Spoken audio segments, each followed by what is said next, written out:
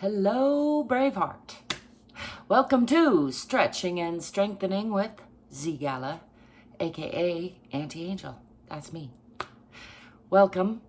Thanks for stopping by. I'm here as usual to do a little stretching and strengthening before I get about my day, or sometimes I do it at the end of the day.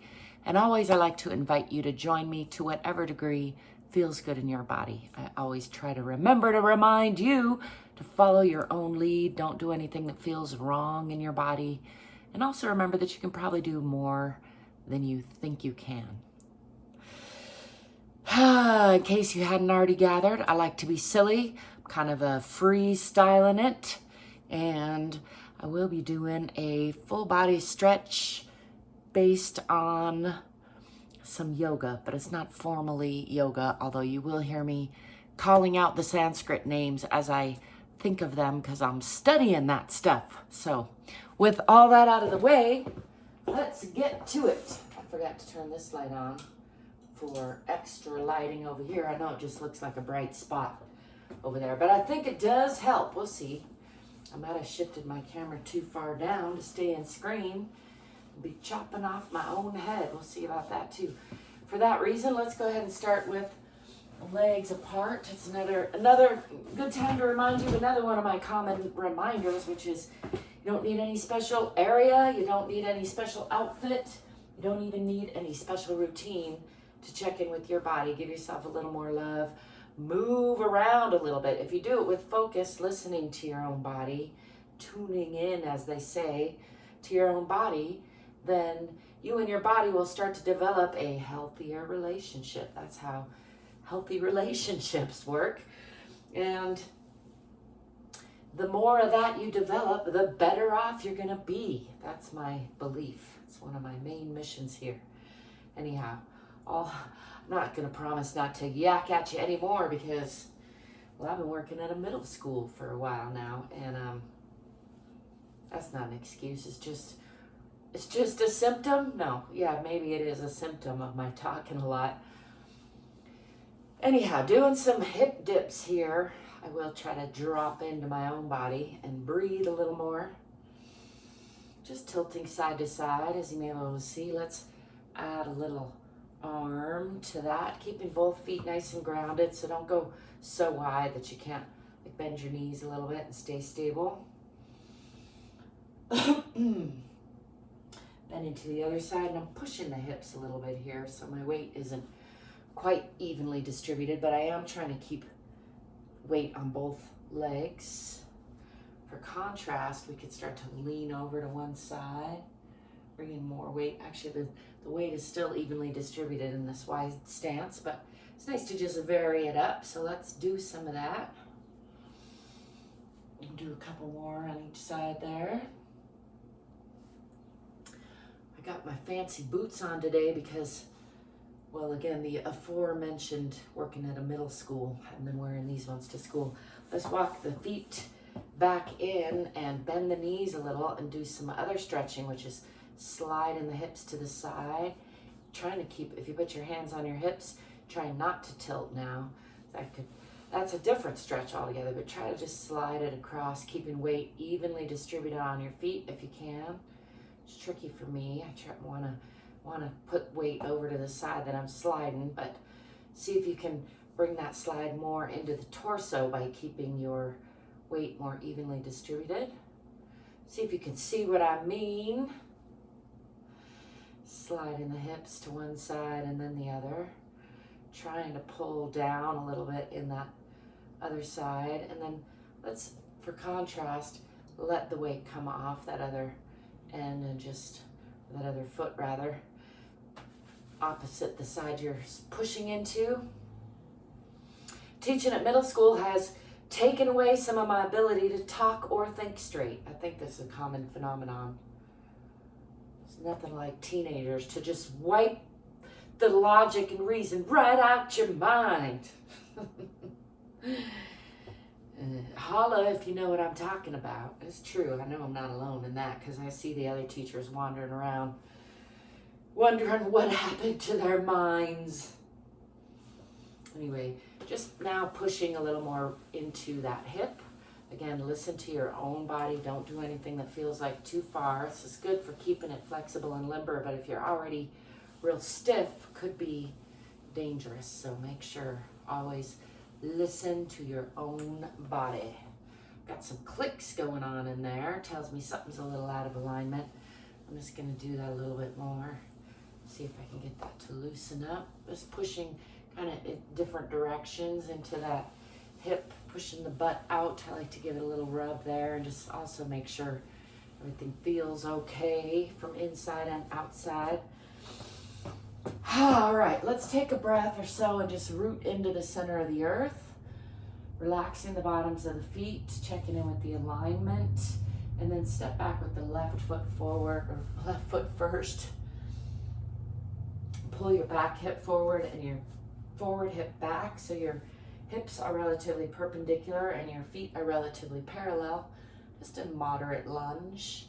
Bring the hands up and down, roll the shoulders back and down, and focus on those fingertips. Could extend them, keeping the shoulders pulled back, and keep your focus on those fingertips. Just a nice warrior pose, and then gaze out at the imaginary horizon, noticing your peripheral view, and then bring sharp focus back to your fingertips. Don't forget to breathe and smile the entire time. And then soft eyes out at the horizon or far away. And then sharp focus again on the fingertips. Now shift your back foot onto the perpendicular line, opening the hips. And if you can, follow that finger with your eyes. It's good for balance. And just open the hips now. I'm going to widen that stance just a little bit. Your heels should be about on the same line. Again, within whatever's, you should also be stable. So find some stability in that. And this knee is sort of aiming toward the wall behind. And explore this side plane here. Still nice and strong. I believe this is one of the warrior poses. I don't remember what it's called exactly. And then now let's slide that long leg out even longer and bring the right foot, or bring the right hand down and press your elbow against your knee or around there for stability. Lifting the left hand into a nice side triangle, maybe this is. Lunging side triangle. I've forgotten all my names. See, wiped it all out. It's nothing like trying to converse with 50 teenagers in a day. Bring this arm around the back and grab for that opposite thigh. If you can, if you end up on your back somewhere, that's fine too. Just enjoying a nice internal hug, wringing out all the organs, checking in with the spine, looking out past that long leg if you can. Making sure not to collapse on the supporting side here. And then let's unwind that. Bring this hand down on the inside of this leg. Shift onto that back toe so you're closing the hip. Maybe bend the elbows, come into a nice deeper lunge there if you can, if that feels good. And then I like to pull that back foot forward just a little bit and step back with the front foot. Now pushing back, fingers are wide, palms are strong. If you can keep them from slipping, which mine are. Pushing the heels down and pushing the hips toward the wall behind you. Tipping the tailbone toward the back of the head a little bit or toward the sky. Relaxing the belly. Pressing the heart down toward the center of the earth a little. My hands are trying to slip, so gives it a nice extra good challenge there. Really try to relax the belly, straighten the back if you can. Let's bend the right knee and press more into the left side. And then bend the left, press more into the right. And then press back again into both heels, pressing those hips back, pressing down with the heart toward the center of the earth. Keeping the heels down, tipping the tailbone. And now we're going to step forward with that left foot, bringing the foot up between those front hands into a nice deep lunge on the other side. I'm making a good demonstration of how you don't have to wear any special outfit to do some stretching and strengthening. Don't let any of that stuff be an excuse not to do it. I'm not opposed to wearing a specific outfit or having a nice area. I like to make that clear. I'm just saying that's not a good reason not to do it. Now let's step forward with that back foot. Come into a forward fold and just take a breath or two here to relax. Let gravity do some unwinding. Adjust your socks if they need it, which mine usually do. Do you have that? One side always falls more than the other. What's up with that? Relaxing the head and neck. Relaxing the arms and shoulders.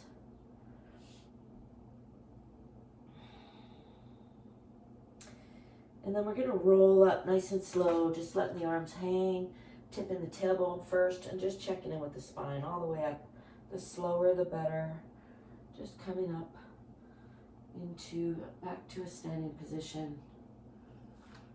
And let's bring the arms up overhead into a bit of a counter stretch. Push the hips forward a little bit if that feels good. Lift your chest and eyes and palms to the sky. And then bring the arms up overhead and down again. Rolling the shoulders down and back. Checking in with the alignment in Tadasana or mountain pose. The knees should be not locked. The hips over the ankles. The bottoms of the feet relaxed. The shoulders dropped and relaxed.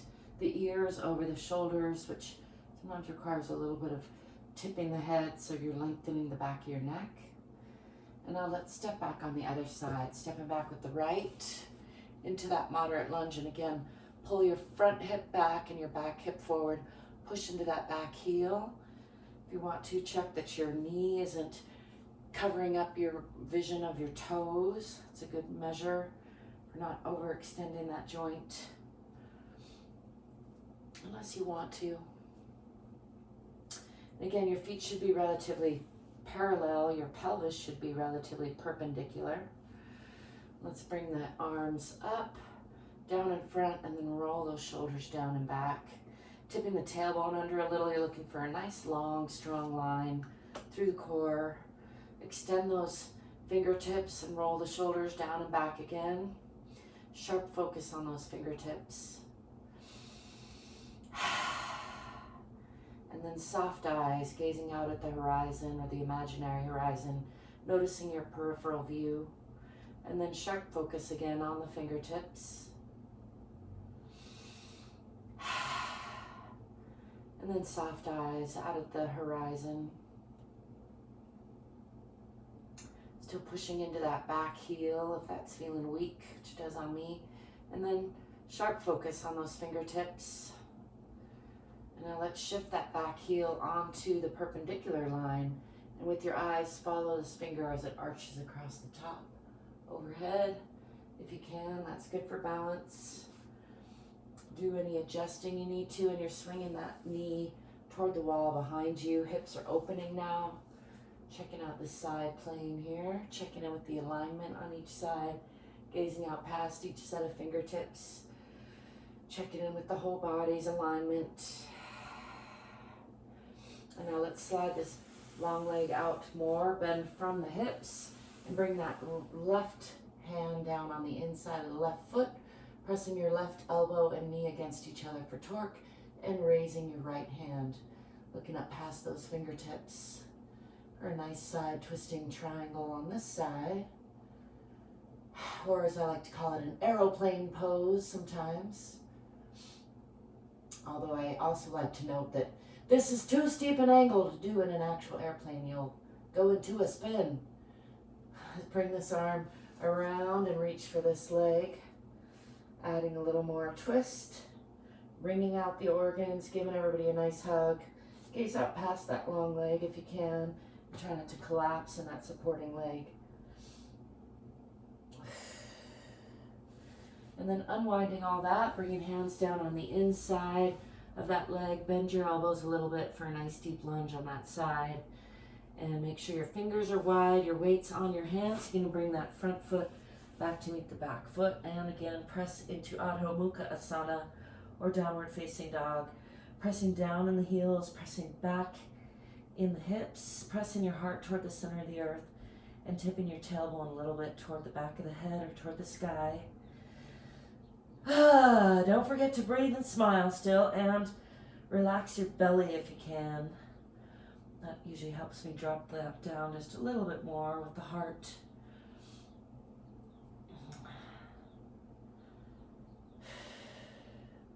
And from here, let's swing forward either through chaturanga or plank pose, if you know what that is, to a push-up position if you don't, and then drop in the knees, drop in the belly, letting go of the feet, press up, keeping your elbows in close, pressing up, lifting your eyes and chest to the sky, relaxing the belly,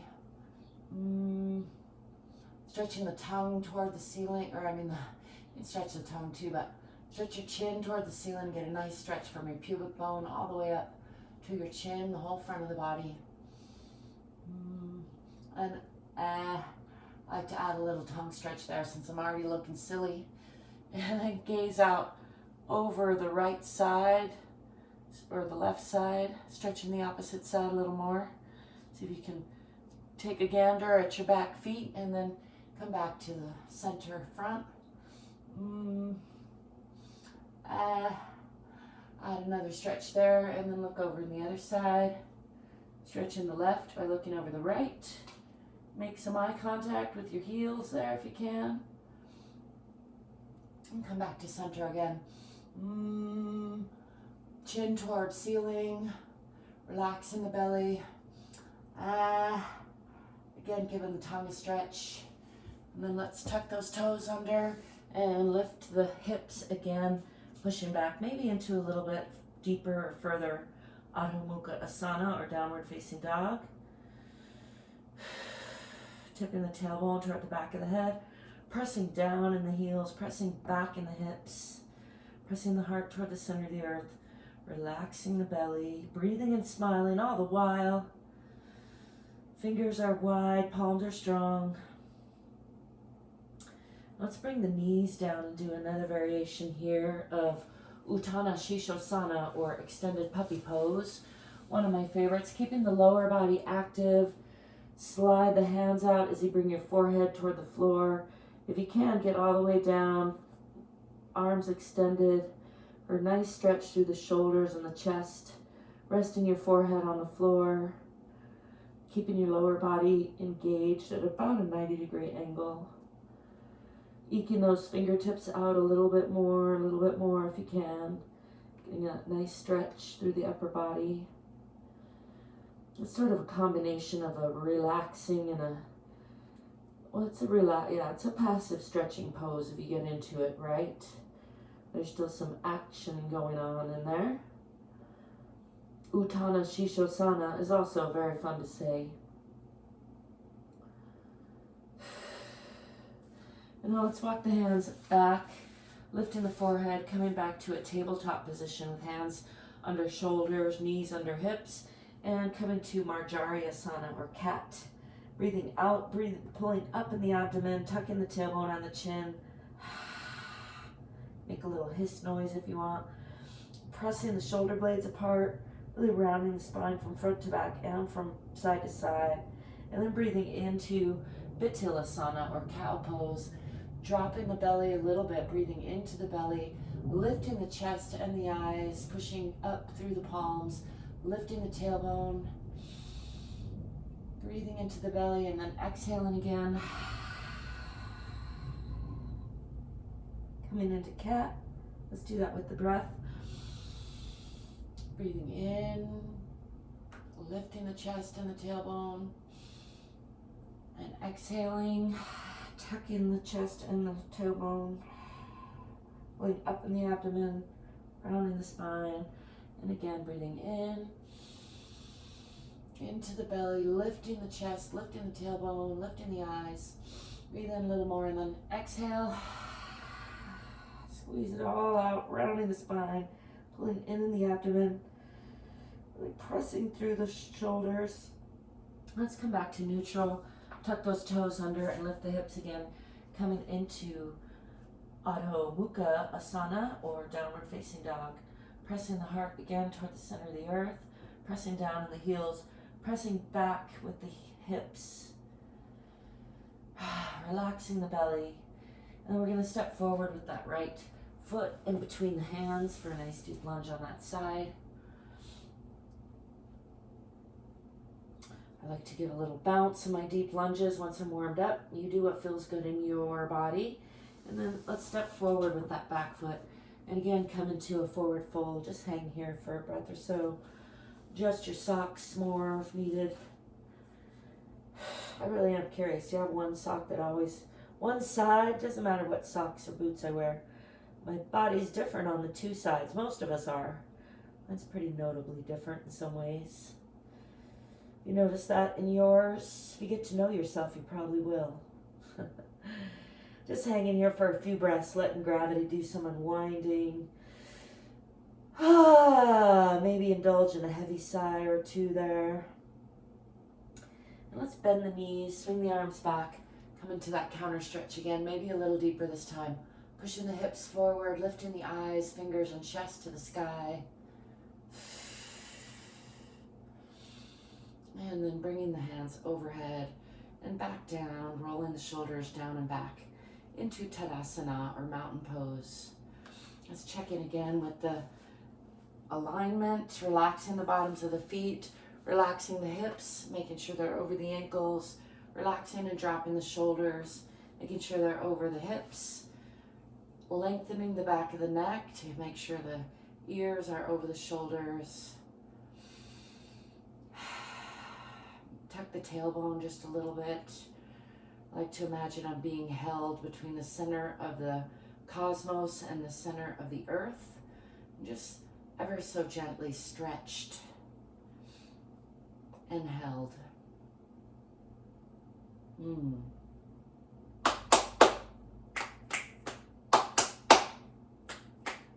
I'm bringing back my clap snaps. I keep working on them.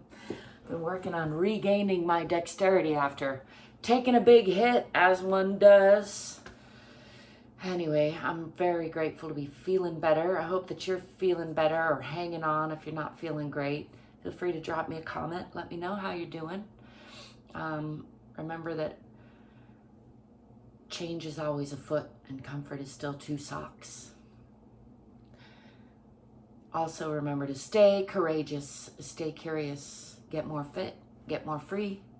That's my unsolicited advice from, I was going to say you to me, but from me to you from me.